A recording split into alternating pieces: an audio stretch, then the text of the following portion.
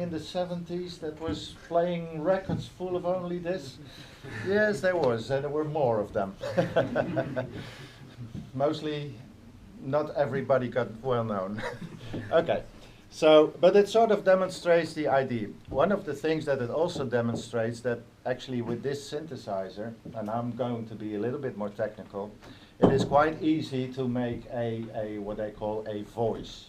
Because together this sort of pitch and timbre and sort of what they call a volume envelope thing together creates a voice. And because there are already some sort of internal connections present that will make this into a voice. So if I play this, you see that I have made one connection here. That's sort of, if I pull it out, oh, actually, I didn't need that cable, it is already internally connected. Some stuff is already internally connected. And that basically means that if you have an output on a module, that output is internally connected with a cable to an input connector. But when you put a cable into that input connector, then basically the internal connection will break and you will get an external connection. And the thing, that thing is called normalization. And normalization is sort of a technique where you can make sort of like a synthesizer that you can change what it does if you want to with cables, but you don't have to. If you're only into dance music and you only want to have this one bass line, then it can already do quite a good bass line without having to connect any cables. Except for, sorry. Take a little sip.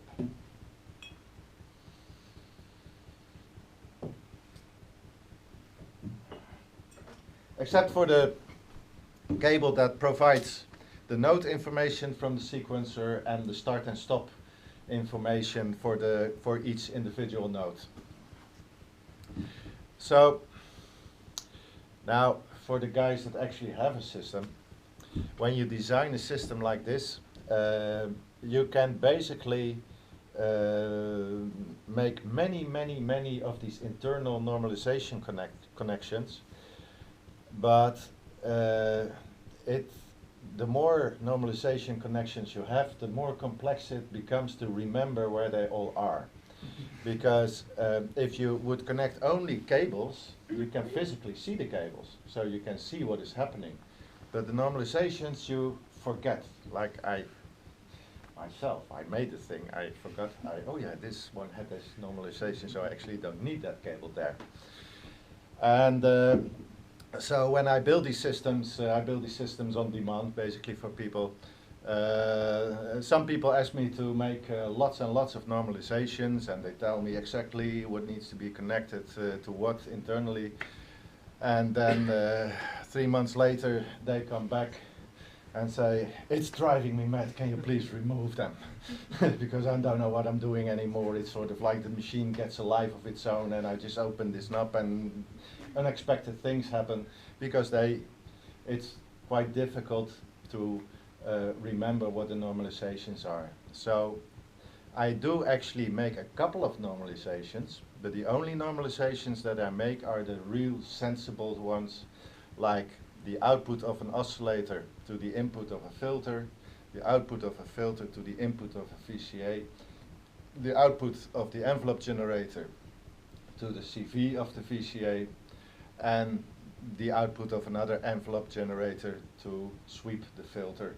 And basically that's all I put there, because that is sort of like a standard voice patch, like you would also find on a mini Moog synthesizer or any other sort of synthesizer that has been built in the past, and so that is quite understandable. But when I start to make very complex normalizations from that do all sorts of weird feedback stuff, where outputs are connected to inputs of the same module, then it becomes so complex.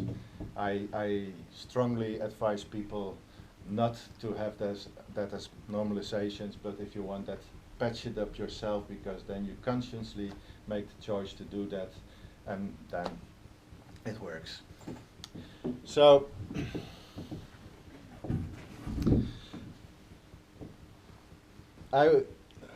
today I want to talk about this envelope generator, because I just recently completely redesigned the envelope generator of the system. First, for a very long time there was a version 1, and I kept on getting requests of adding a repeat switch to the envelope generator. And so I came up with a version 2, which is here. And then I played with it myself, and I think maybe only 2 or 3 people got this version 2. And I thought, now I need to improve a couple of things and add another switch.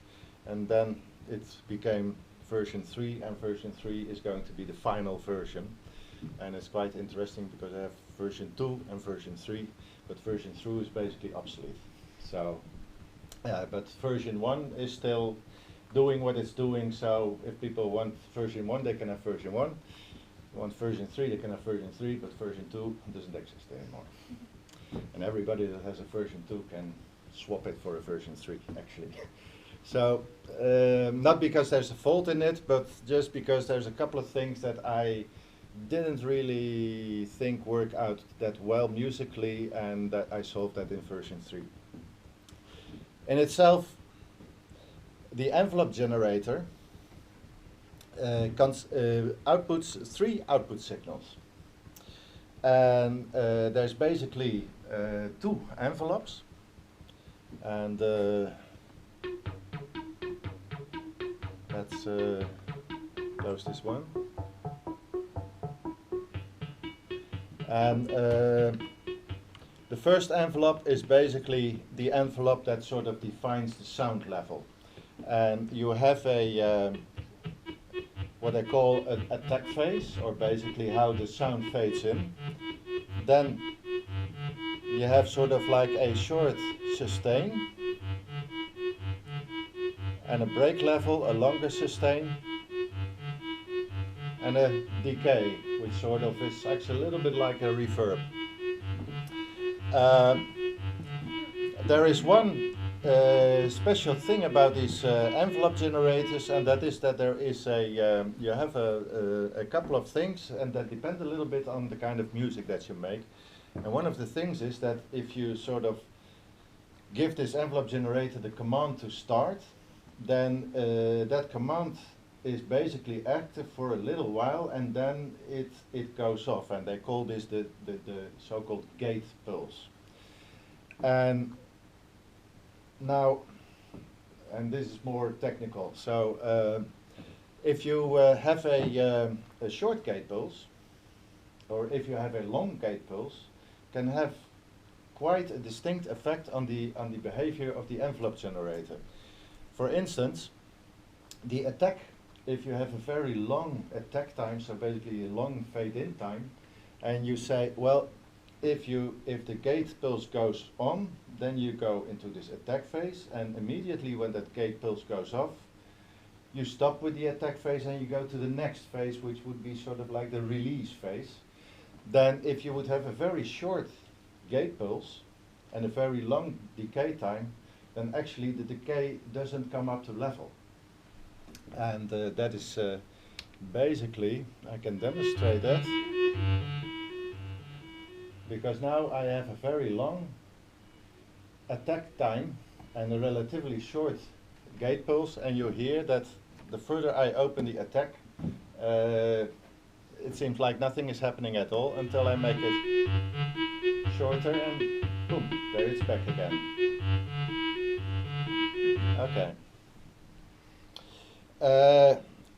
But if you work with sequencers, then mostly the attack, the gate times are relatively short.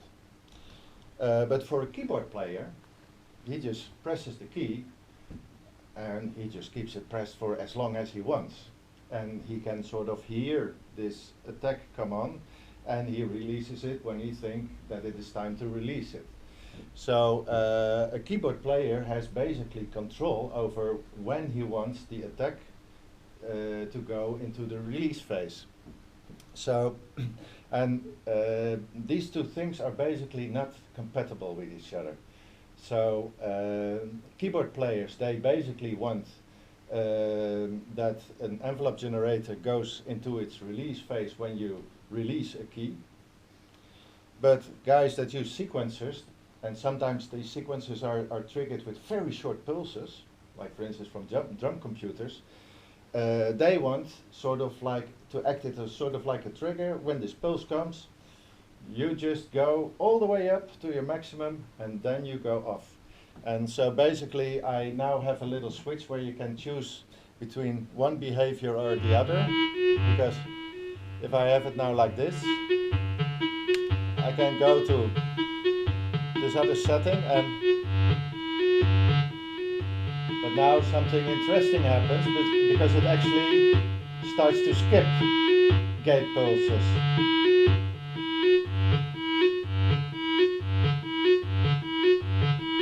But actually, for sequencing, that can be quite an interesting effect.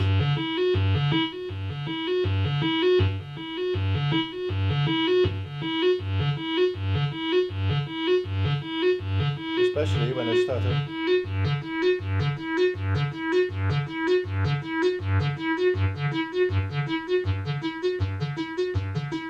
So suddenly,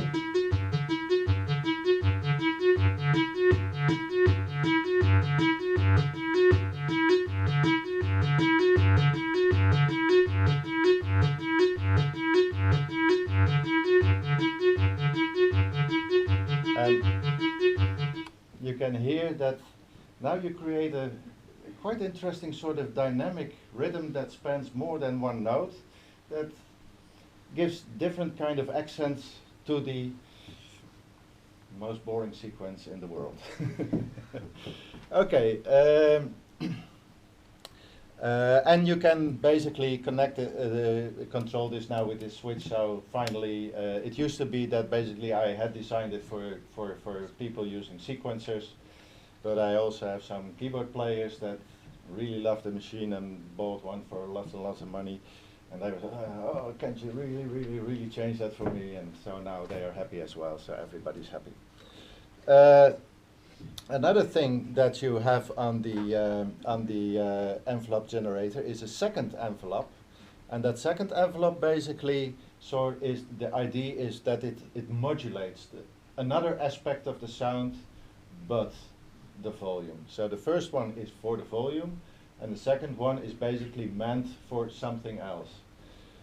Of course, there's no law that says that it has to be that way. You can use it in any way you want, but that is basically sort of the starting principle that you need when you design a thing like this.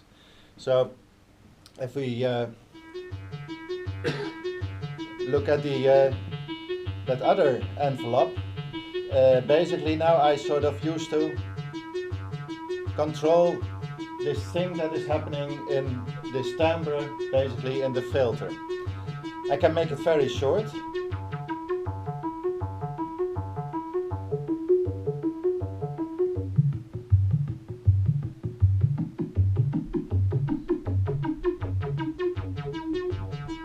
Make it longer and longer and longer. I can also give it a sort of fade in.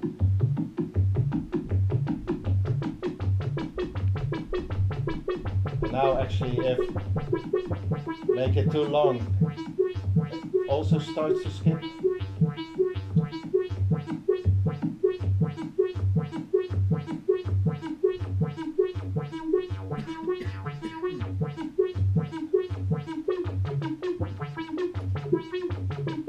And you can play it a little bit. Okay. But it would be nice if you would have some sort of remote control on the behavior, on the basically the attack and the decay times of all this stuff. And so basically all these knobs are voltage controlled. and there's a lot of inputs to voltage control them. But now I'm going to be very technical again. If you want to modulate attack and decay times on an envelope generator, you have to realize that even an envelope is basically sort of like a waveform, a repetitious waveform. And it's only one cycle of a repetitious waveform, but as it is a waveform and so basically has a frequency, all laws of frequency modulation apply. And one of the laws of frequency modulation is that if you modulate a high frequency with a relatively low frequency, you have a lot of effect. But if you modulate a low frequency with a relatively high frequency, not really much seems to happen. And that is because basically the index of modulation depends on the relationship of the frequency between frequencies of both the modulator and the modulated frequency. But the thing is that an envelope generator, if you look at it as a cycle of with a certain frequency, it is a very low frequency. So if you want to modulate it, you can only modulate it with an even more low frequency to hear the effect. But if you modulate it with a relatively high frequency, really not much seems to happen. So you have to find a trick for that. And basically the trick is that you use a so-called sample and hold circuit. And basically that is a circuit that the moment when this command that this envelope needs to start comes on, it measures a voltage and it remains and it basically keeps that the measured voltage steady during the whole envelope. And the difference is I can sort of, let's say that I want to modulate the release time of the first envelope.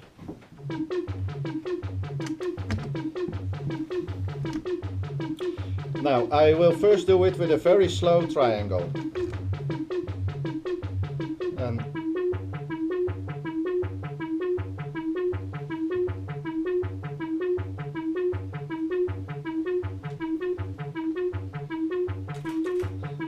well, you don't really hear a lot happening.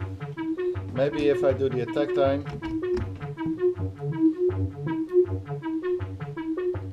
Okay.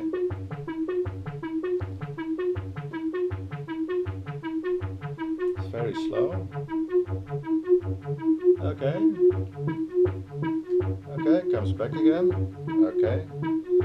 Well, it is a little bit weird. It doesn't really sort of do something that sounds useful.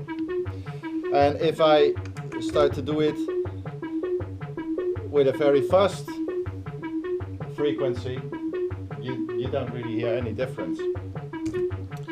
But now, if I take the same frequency and I put it into this sample and hold, and I connect the output of this sample and hold to this attack,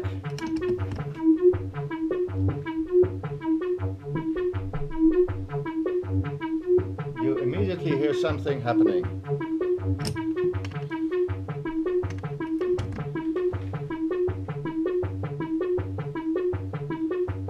Actually, I think we have quite a long gate time, so a very short release time. So, but maybe I can put it on this one.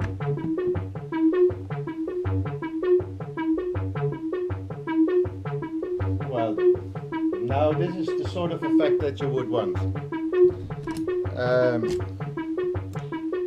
This signal is internally also routed to a knob that modulates the decay time of the second envelope. So if we sort of modulate the filter and then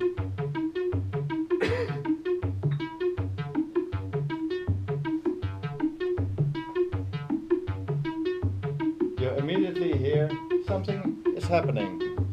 And if I slow down that modulating frequency. Now it's a very low rate. You hear it goes very slow. Then I start to speed it up.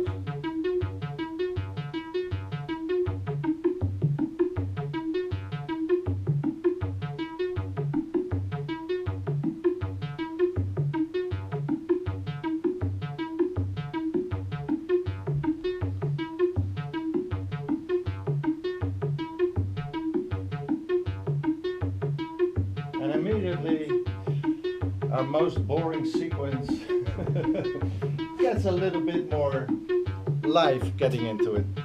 So sometimes people ask me why on earth would you want to have a sample and hold built into an envelope generator. Well, basically this is the answer. You know, if you want to have a modulatable envelope generator, you basically need at least also one sample and hold. Because one of the good things about this sample and hold is that even if you increase the frequency of the modulator to a much higher frequency, it doesn't matter. It will always do something. Because even if it's a very high modulating frequency, you know, it just picks this one value and keeps it constant until it plays the next note. And even if that's 20 kilohertz, it will work. Excuse me, Rob.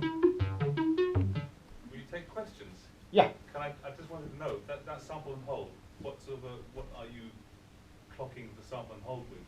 Is it also being clocked by the sequencer as well? Yeah, by the same gate pulse. So it's the same clock?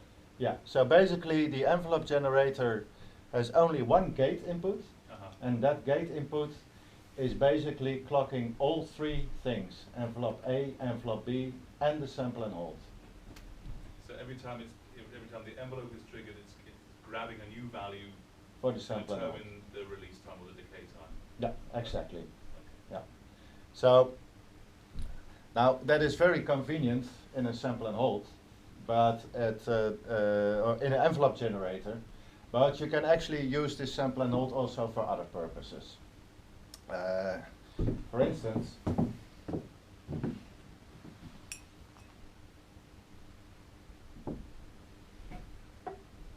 and I'm now going to get rid of this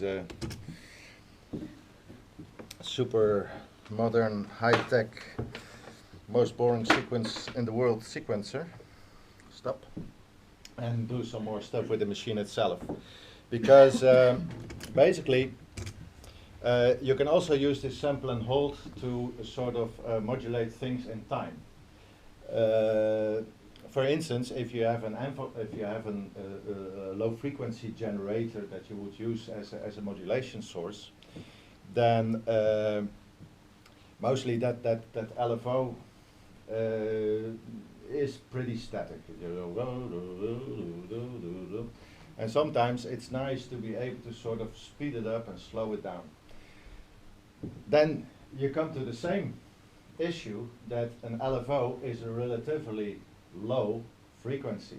So if you want to sort of frequency modulate that, and you really want to have a very noticeable effect, you either have to use a even much more slow LFO or use a trick. For instance, use a sample and hold. Because, for instance, I have an envelope here that is basically sort of like a trigger source, which I can use to clock this envelope generator.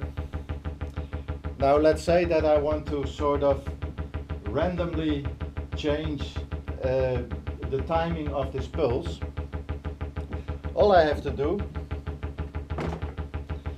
is I take another signal, put that on the sample and hold input. Oh yeah, we have this, let's do it like this. Take the sample and hold output, and with this sample and hold output, modulate the frequency of this LFO that's now giving this clock pulse.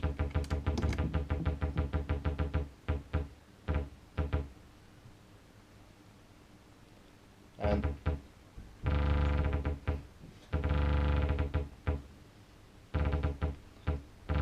Notice it relatively slow, but if I sort of speed it up, then you can see I can make it more irregular. Maybe just a little bit.